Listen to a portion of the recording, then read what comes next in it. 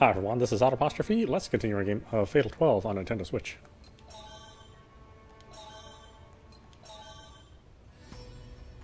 His target switches from the old man to those two. Keeping an eye on them will likely lead him to getting his hands on Numeral 5's information without much effort. Not only that, but discovering where they're based now, while unaware of his plans, will give him the advantage down the line. That may be enough to make up for the disadvantage his celebrity status gives him.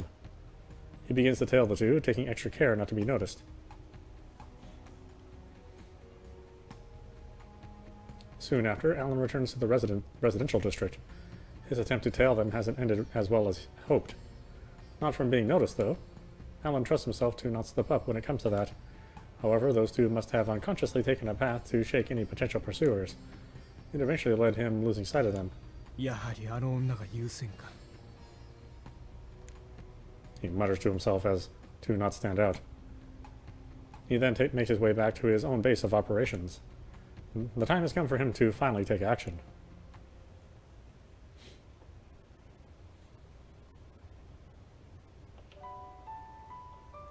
After a long day, I finally have some time to relax in my room. Nothing noteworthy has happened beyond this morning's events. Although I guess the fact that my class has finally gotten around to preparing for the Culture Festival counts as noteworthy. Sounds like they've moved forward with the fortune teller idea. The one in charge will essentially prepare a bunch of fortune-telling methods and use them on whoever passes by. They've gone with this plan because the one in charge wants to test out these so-called methods. Fortune-telling. Reading one's fate. Funny how they've ended up with that after the things I've experienced. At least I'm not involved in the plans or being asked for my opinion. They're just going to ask me and Miharu to help the day of. Mao, on the other hand, seems fascinated by the whole thing. She'll be helping to prep it, as well as work longer than we will during the festival.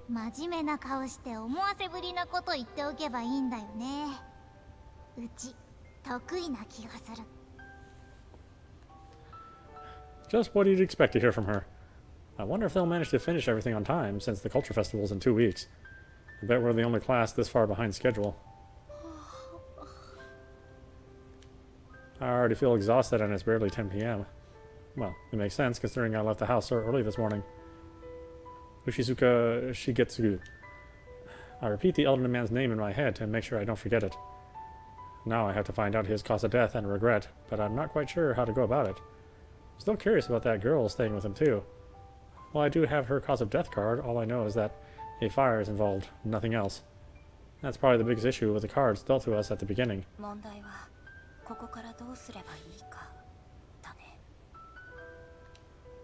As if things aren't difficult enough, I've got Federico and numeral 11 to worry about as well. Things may have gone well enough yesterday and today, but that doesn't mean I'm a pro when it comes to tailing people and such. It's entirely possible that I'll mess up at some point and get myself stuck in a tight spot. Regardless, I can't sit back and let those two get the upper hand. One option is to throw caution to the wind and approach Ushizuka directly, but that's too risky. Numeral 11 will likely end up adding me to her list of targets alongside him and the girl if I did that. Try searching Ishizuka Shigetsugu on the internet, but I don't get any relevant results. Getting info on him without putting myself out there seems tricky. I can't just waltz over to City Hall and ask for his family register when I'm completely unrelated to him either. That's why I'm going to approach things from a different angle. I do have an advantage over that duo. Majority of the participants, myself included, are from Japan. Plus, most are located near Shinjuku, an area rich with schoolgirls just like me. It keeps me from standing out in most situations, which is advantageous. The only issue is that the sole approach I can think of involves questioning the locals near his residence. Actually, that might not be too bad of an idea. I did shuffle over there pretty early this morning, so there weren't many people around. It's probably why those two showed up when they did too. They aimed for a time when few people would be around.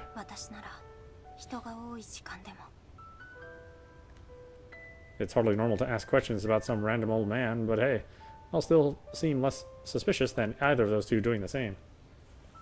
If I really need to, I can even pretend to be the granddaughter of an ex-wife or something. I just need to act like Naomi did at the hospital where Keiko was. I'll try going in the evening. Everyone's running around shopping around then. Not only does it give me more people to question, but I can also blend into the crowds if need be. With that sorted, I should sleep as much as possible, so I'll be ready to take action. But just as I'm about to turn the lights off, I hear a distinct meow coming from down by my feet. It's none other than Leth, or a friendly little freeloading cat. あ、レテ、どうしたの？ I always make sure to feed it and have water out, so I doubt it's hungry. It doesn't respond to my questions, of course. It'd be pretty freaky if it did. 私、もう寝るからね。I want to give it some attention, but I'm a bit too tired tonight. I flick off the light and clamber into bed. Lette follows suit, which is rare. It prefers to sleep atop the covers, but not under them. This little rascal has the habit of using my stomach as its pillow, too. I stroke its head for a moment before shutting my eyes and focusing on sleep. It's amazing how warm something with such a tiny body can be.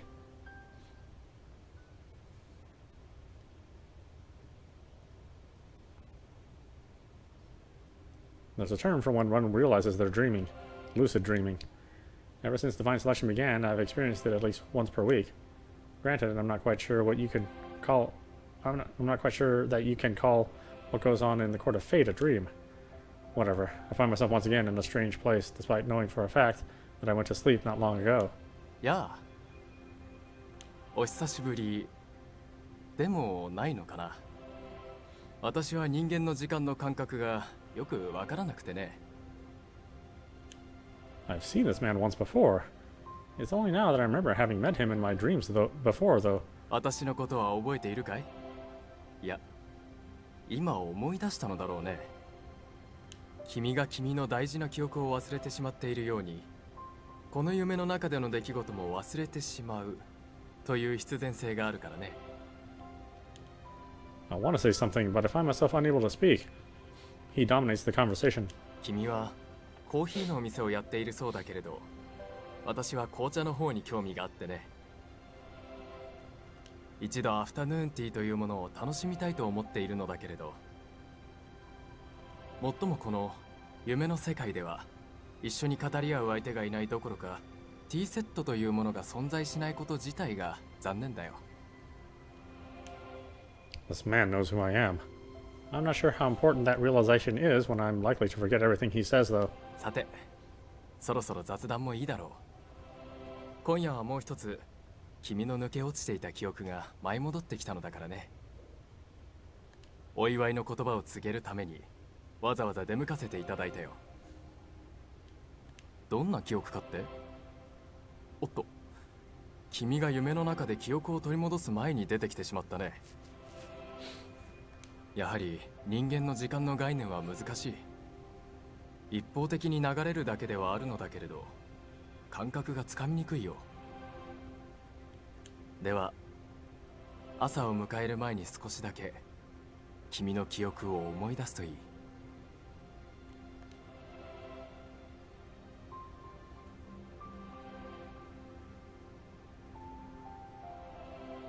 I'm standing alone in the Court of Fate. I'm on the same platform as usual, but for some reason, none of the other participants are here. ごきげんよう。運命の奴隷となってしまった哀れな子羊様。A girl dressed in white addresses me. It's Parsa. She stands in front of me, despite the fact that there's no solid surface beneath her feet. I watch from a distance as both of us face one another. I conclude that this is one of my memories, since I'm able to watch myself as though I'm a third party.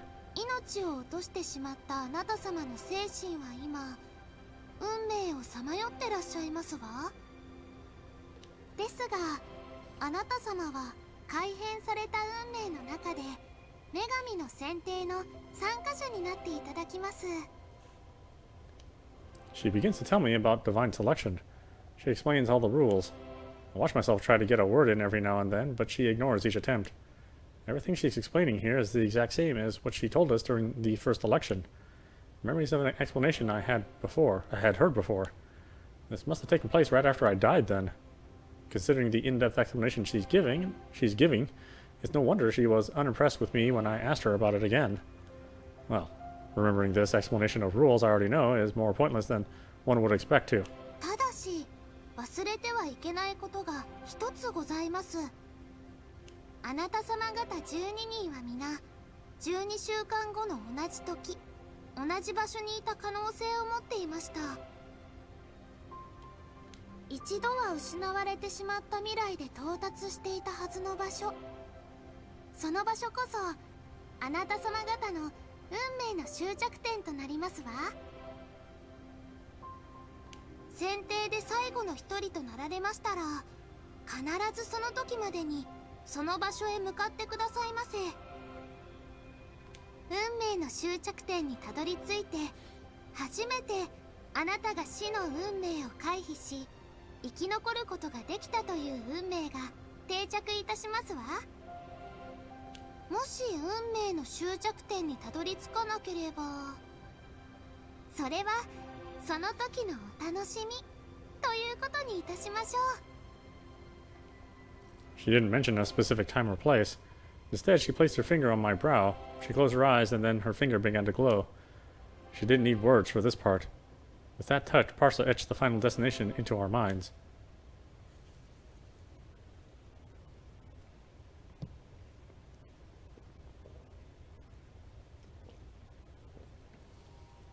My eyes jolt open after a night of sleep. I remember exactly what I saw in my dream. Immediately after my death, I was taken to the Court of Fate and met with Parsa. She explained all the rules that I had heard during the first election. No wonder she was so unimpressed when I asked again. I'm fairly sure she told me my cause of death and regret as well, but I can't remember any of that. I remember something far more important, though. 運命の終着点。 This was the first time I'd heard of it. Becoming the final participant alone isn't enough. I'll need to get to this place afterwards. It's a place I know quite well. あの公園のナオミと話したあの場所。 It's a huge park located in Shinjuku. A plaza from which you can see a clock tower-esque building in the distance is there. It's one of my favorite spots.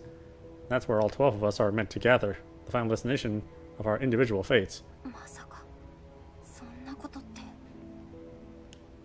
It's hard not to be surprised. That park is pretty close to my home.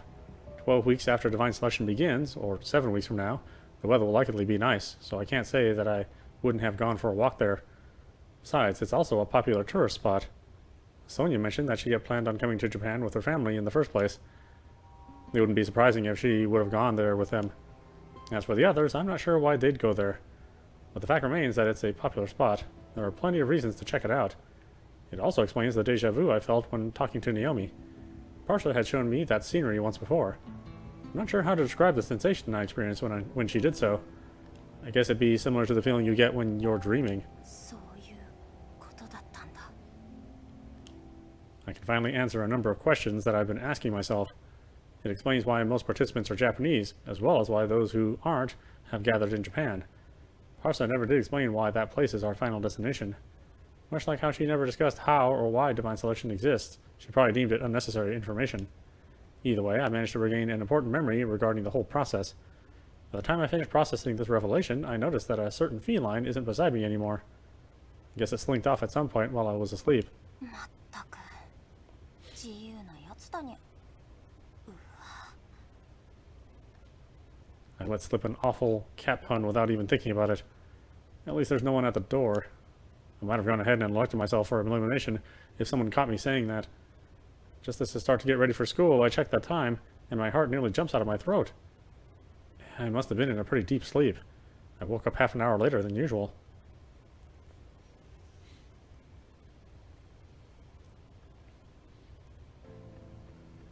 Here we go again, loitering around Ishizuka Shigetsugu's house.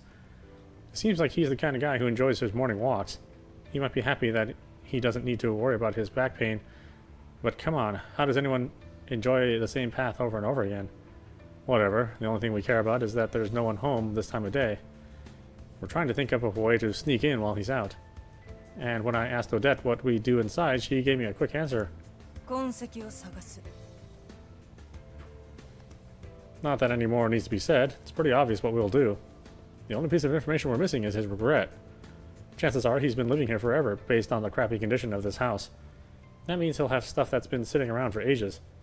The kind of stuff that'll point us towards his regret, most likely. So, basically, we gotta find keepsakes or mementos that link the life he's led. だが、鍵はどうするんだ？窓を割ればいいだろう。 Trust her to make it even more obvious that she's about to commit a crime. Jeez, ain't no way we can get away with doing that in a place like this. It's not the middle of the night either. It's still way too early in the morning. We at least avoided the morning rush, but that doesn't mean the streets are empty. I let out an exasperated sigh loud enough for Odette to hear before offering my own suggestion. まあいい。鍵は俺に任せてくれ。マフィアの下積み時代にピッキングの技術は覚えてるからな。ほう、意外じゃねえか。最新式の鍵なんかは無理だろうがな。3分程度でいい。人が来ないかを見張っててくれ。あのジジイは孤立してるが、さすがに俺みたいなのが鍵をこじ開けてたら通報される。オーケー。ま、たまにはてめえにも見せ場を作ってやろう。Just as she shoots a smirk at me, someone makes their way out of the house. Bingo, he's off for another morning walk. After making sure he's far enough away, we slip over to the door. よし、俺の出番だ。道の方を見ててくれよ。任せた。しかしよ、てめえあのジジイが出てくるところ見てたろ。おう。あいつ、鍵閉めてたか？ I get what she's talking about. He never did turn around to lock the door after leaving. When I think about it, he didn't lock it yesterday either. I guess that's how Odette never mentioned anything about the lock in the first place. I bought my tongue to stop myself from cursing at her before twisting the doorknob.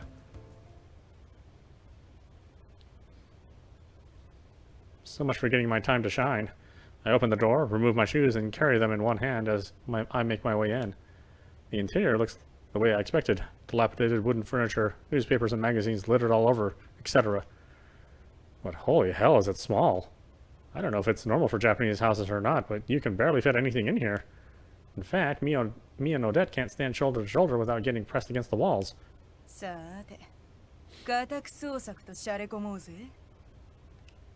Her expression is glowing as she opens and closes her hands in a grabbing motion.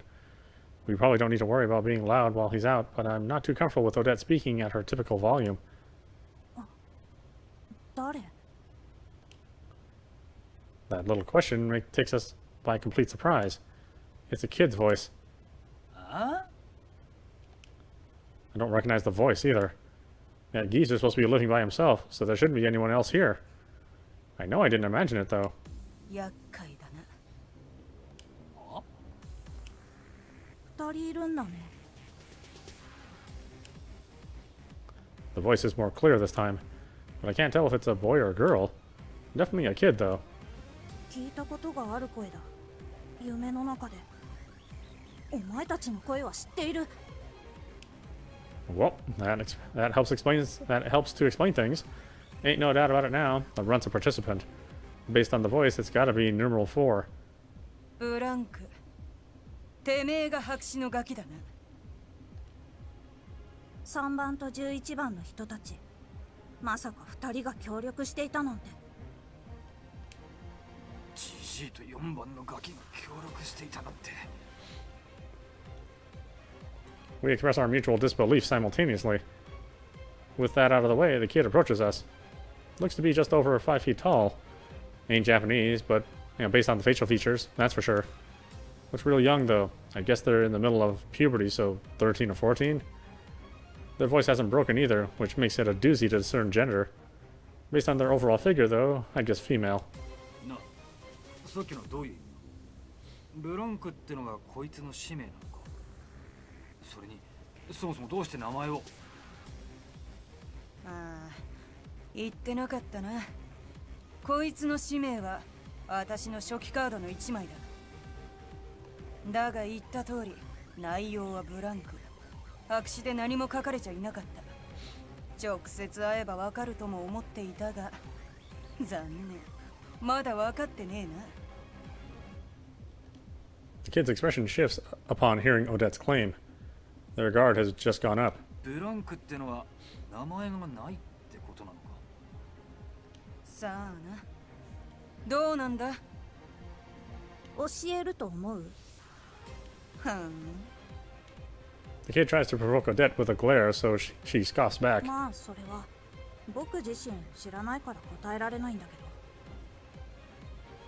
戦闘に参加しているのは分かっているけど、どうして死んだのか、それまでにどうやって生きてきたのか、自分の名前さえも分かっていない。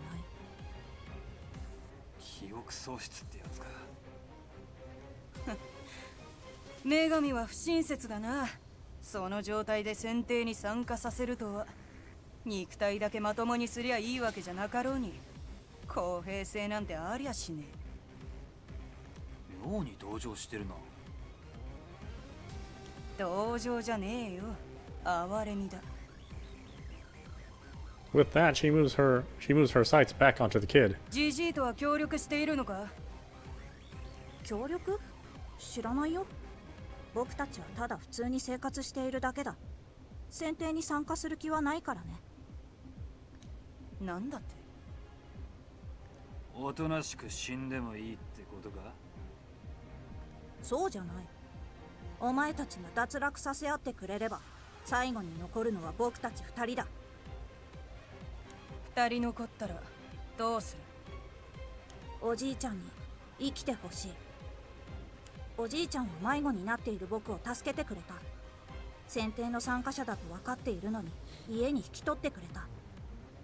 記憶がないから未練も分からないんだよ。でもおじいちゃんと暮らすのは楽しいから、僕は少しでも長い時間この生活を続けたい。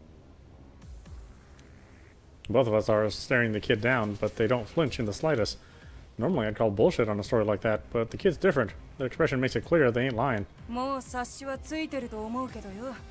私らはこの家にジジイの未練の手がかりになるものがないかを探しに来たんだ。未練？おじいちゃんの死因じゃなくて。残念だったな。てめえの大切なジジイの死因はもう見つけてるんだ。そうならおじいちゃんの情報に関わるものは絶対に見つけさせちゃいけないね。だからお前たちをおじいちゃんの家には入れさせない。 They lower their tone or their voice, making the threat obvious to both of us. This sudden shift takes me by surprise, but I mean, we're dealing with a kid. つまりジジイの未練につながるものがこの家にはあるわけだ。あるいはてめえ自身が知っているか。どうして？てめえはいちいち迂闊なんだよ。喋りすぎだ。そっか。おじいちゃん以外の参加者に初めて会ったけど必死なんだね。だから僕の一言一言を注意して聞いている。おい、もういいだろ。これ以上このガキと話してても仕方がない。ここまで来ちまったんだ。力ずくで教えるしかないだろ。 I glance over at Odette to get her agreement. She smiles and nods in response. たまにはてめえとも気が合うな。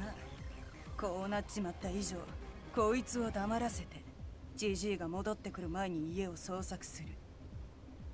ジジイが帰ってきたところで黙らせるのは問題ねえが、選定までまだ数日ある。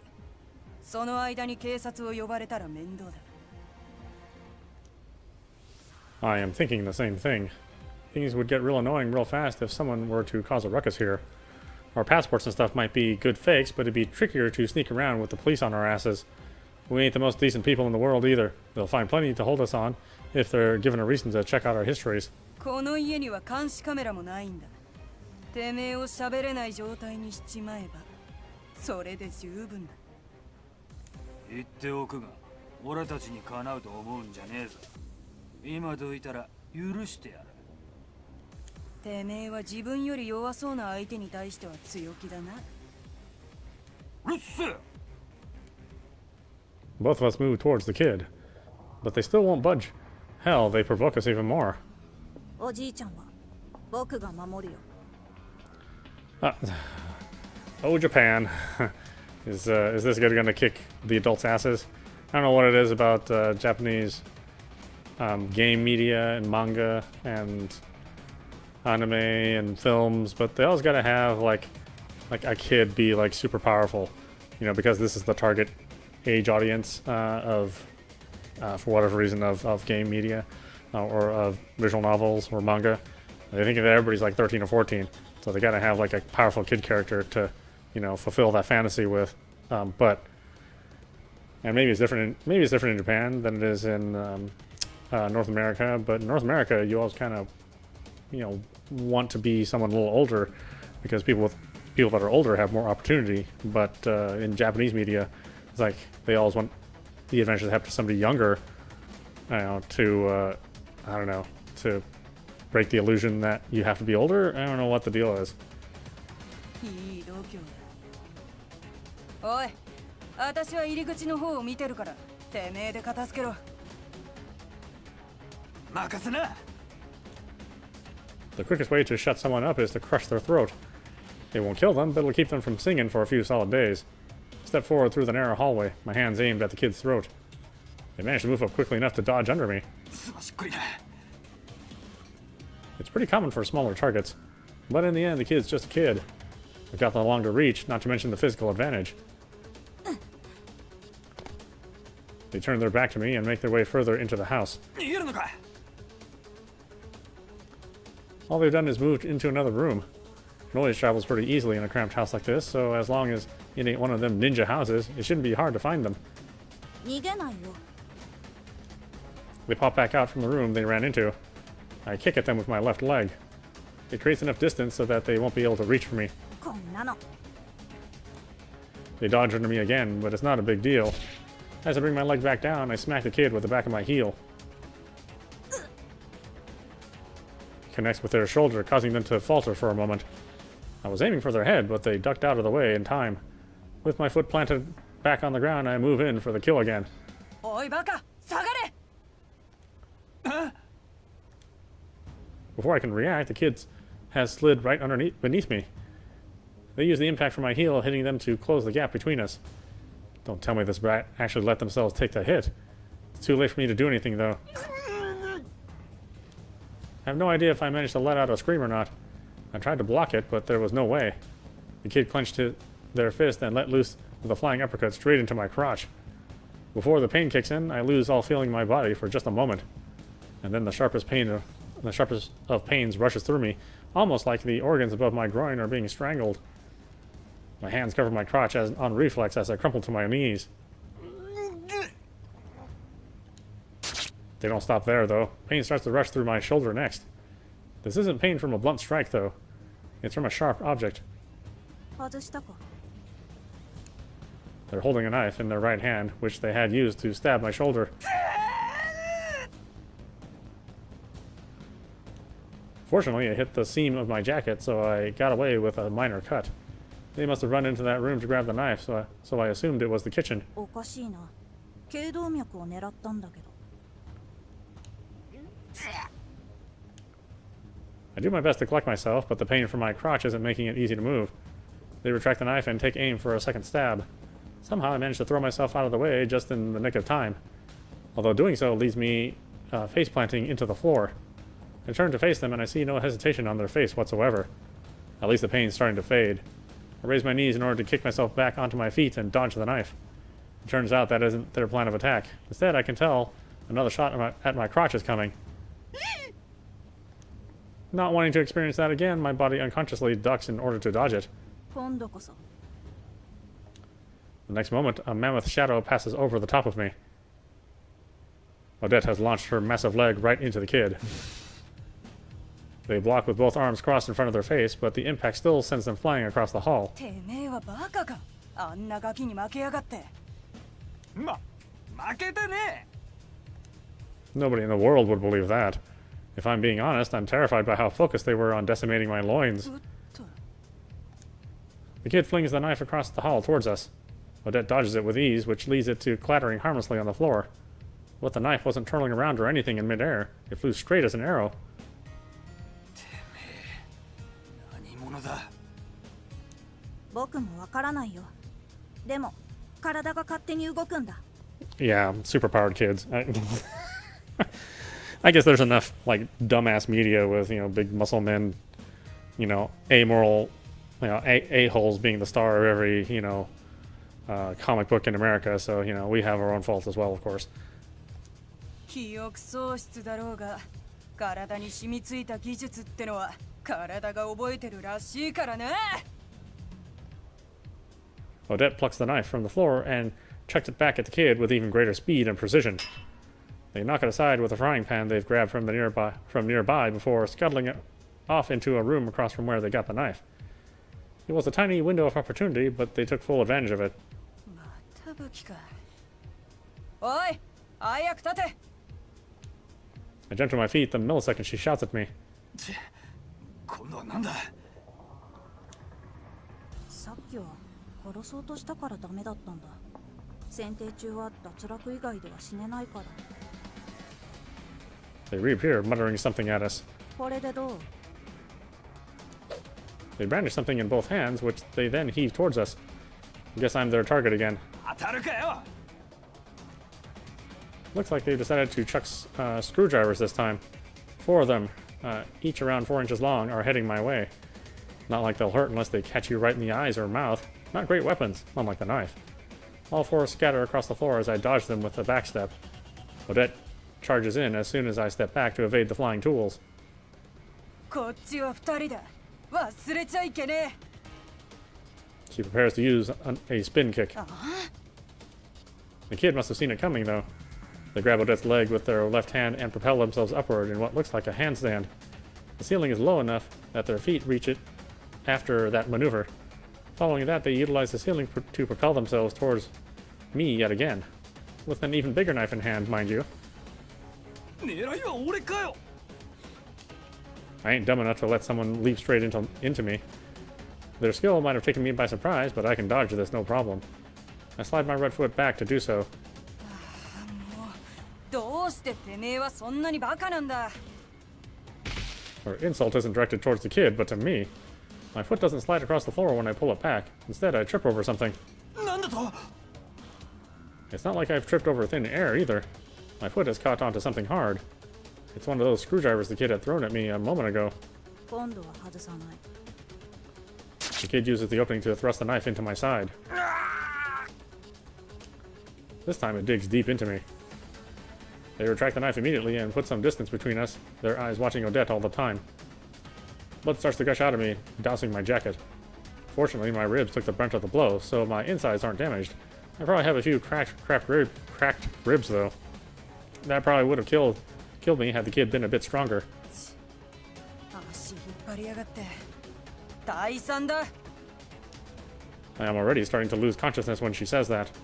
From what I managed to hear, the kid has no intention of chasing us down. Yeah. One of my pet peeves of Japanese media is the obsession with youth. It kind of goes with like the entire culture. But yeah, oh well, I guess nobody likes old people. That kind of sucks because I'm one of those. And then I dream. A dream so foreign to reality that I almost think it's another world entirely. I dream a dream about the one thing I've ever truly cared about the regret that only I can know about. There is an even more simple reason behind how I can tell it's just a dream, because there is no hope of me ever achieving it. This is a reality that will never come to fruition, a desire that I've convinced myself to give up on. The fact that I'm dreaming of it now proves I still got regrets about it, though.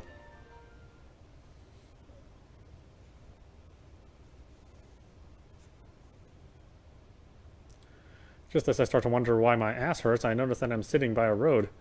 Odette's standing beside me, a plastic bag in hand. I assume she's dragged me all the way from that house. Must have stopped by a convenience store on the way to buy provisions too. My side is still killing me, but it's all bandaged up and treated. 戦場では応急手当てが重要だ。金が入って可能しちまうと手遅れなことが多い。悪いな。たく弱すぎるんだよてめえは。 I can't find any words to rebuke her with. I just click my tongue and shake my head. I look down on the kid because of their age, but it wasn't just that. They completely outplayed me. だがまあ、あのガキは記憶喪失とか言ってたが、ありゃ昔に訓練でも受けてたんじゃねえかな。それこそ。おい、どうした？あんたは俺を見捨てればよかったんじゃないか。何塩らしくなってんだ気持ち悪い。それにな、協力するって言ったんだ。てめえにはまだ利用価値があると思ってる。私は約束は守るぜ。基本的にはな。基本的にって何なんだよ。まあこれでも飲んだろ。 She hands me a miniature bottle of wine. Normal folks wouldn't give an injured person alcohol, but hey, she's anything but normal. As for the proof, she's already downing a drink herself. チリさんか。ま、俺の国の上物が道端で売られてても困るけどよ。えらず口が言えるなら余裕そうだな。ま、てめえは今週くらいは安静にしておいた方がいい。 Just me, huh? No point in arguing with her when I know she won't listen. Instead, I pour the wine down my throat like it's water. It ain't top shelf stuff, but Chili's wine is pretty decent for the price. The taste of red wine helps me to settle down. You won't find many people out in the street drinking wine straight from the bottle back in Italy, but I gotta admit, I ain't against it.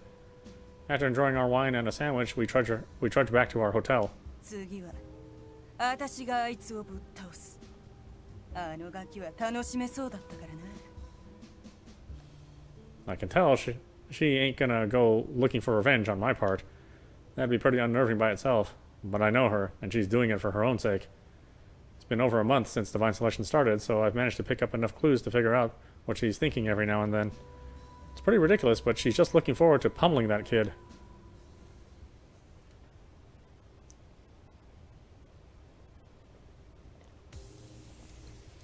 After school, I make my way to the district where Shiketsugu lives. I know the way by heart at this point. I've gotten somewhat familiar with the area after all. I should be able to escape into a busier area if I somehow bump into that duo. よし始めよ I give myself a little pep talk out loud. Today's main goal is to ask around and find anything I can about the relationship between Shigetsugu and that girl. Things go south almost immediately, though. もしや選定の参加者かの Someone approaches me from behind. The very person I was about to gather info on meets my gaze when I spin around. He may be short, but he looks as tenacious up close as he did from afar in the dream world. He stares at me with a stone-cold poker face, a plastic bag in hand. I freeze the moment our eyes meet. やはりお主の顔は見たことがある。そんなに目つきの悪い高校生もそう多くはない。あなたはお主、まさかわしのことを調べに来たのか？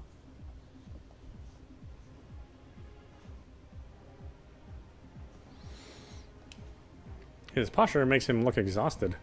He's completely unfazed despite having run into another participant. Now that I think about it, he didn't react in the slightest when numeral 11 got her hands on his name card. He may sound somewhat surprised, but at the same time, he seems a bit apathetic. そう警戒しないでよかろう。わしはお主らと敵対するつもりはないんじゃ。わしの戦場は別にあるのじゃ。今日は勝利の凱旋じゃがの。戦場そう、戦いじゃ。まさか別の参加者とそんなことはない。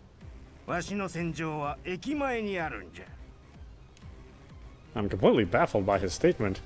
I guess it means he successfully reeled me in, though. I start to panic with that thought in mind. 朝早くから並んでいい場所を取るところから戦いが始まっとるんじゃ。それで大の争奪戦に勝ったらそこから真剣勝負じゃ。大当たりの演出が入った時は最高に盛り上がるわい。 Jackpot? Fanfare? And a good spot? Not to mention all this talk takes place by the station. The station isn't huge, but it has all your typical storefronts around it. Coffee shops, diners, the shopping district, and... パチンコですか？正解じゃ。 His laugh is hearty and sincere. The scowl on his face remains, though. It leads me to believe that he's the kind of person whose facial expression doesn't quite match up with how they actually feel. ではご褒美にチョコレートをあげよう。 He produces a bar of chocolate from his bag and hands it to me. I stare at it for a few seconds before turning him down. 私を油断させようとしてるんですか？残念じゃの。今時の子はチョコ程度じゃ喜んでくれんか。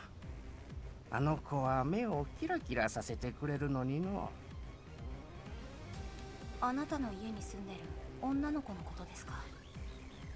あって、女の子は住んでいないがの。とぼけないでください。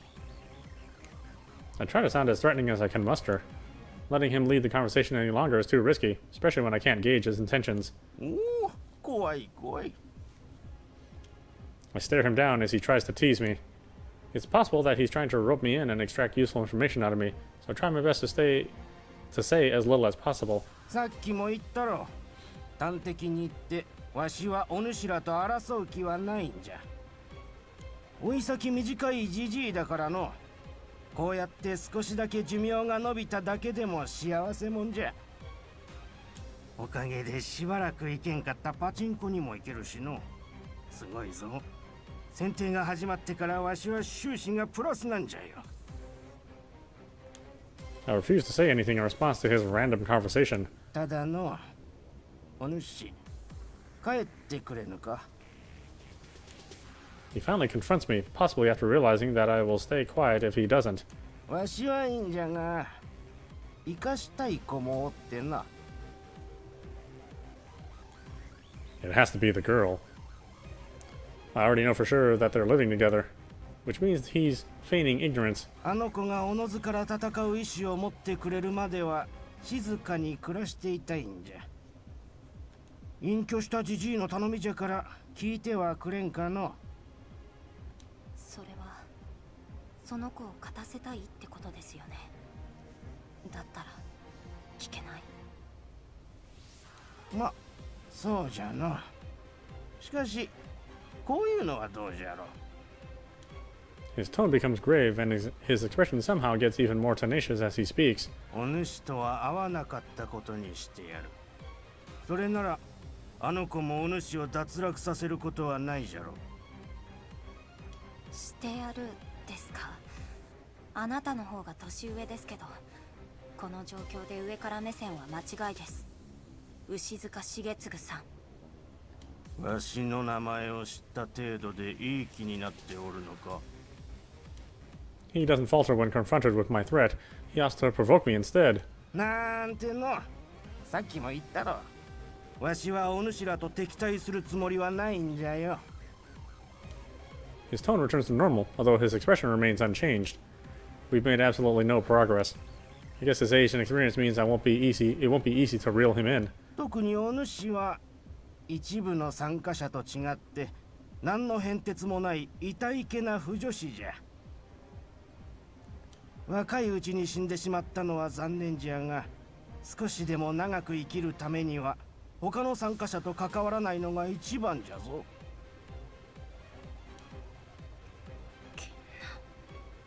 なんじゃ。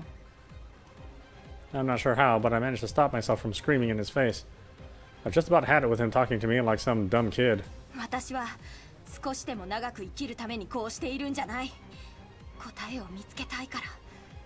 じっとなんてしてられない。 Is my life worth casting aside the lives of others for? What is my regret? What awaits myself and Miharu when all is said and done? Is fate really something we can't hope to go against? I can't let myself die until I find the answers to all these questions. I have no intention of living a quiet life if I'm unable to do so. 答えか。お主がどんな疑問を持っているのかは知らんが、たやすいことではないぞ。だから何？あなたに何がわかるって言うんですか？懐かしいの。そのセリフ、わしの元を去ってしまった娘たちにもよく言われたものじゃ。 That lady from the other day mentioned that he's living alone ever since his family abandoned him. Based on his attitude, I'm hardly surprised someone said that to him before. He's one of those condescending types who likes to act as though they know every little thing about you. 今日は帰ります。でもあなたのことは調べますから。忠告しておきますけど、私だけじゃないです。牛塚さんが思っている以上にみんな生きるために必死なんだと思います。まだまだ子供じゃが頑固でまっすぐじゃな。よいよい。だからそういう態度が。 Oh yeah. Just as I'm about to leave, I hear a set of footsteps stop in front of me. I turn my eyes towards the person to whom they belong. おじいちゃん、その人誰？ Alright, why don't we stop it there? This is audap. You've been watching Fatal 12 on Nintendo Switch. Anyway, hope you enjoyed watching. I will see you at the next stream.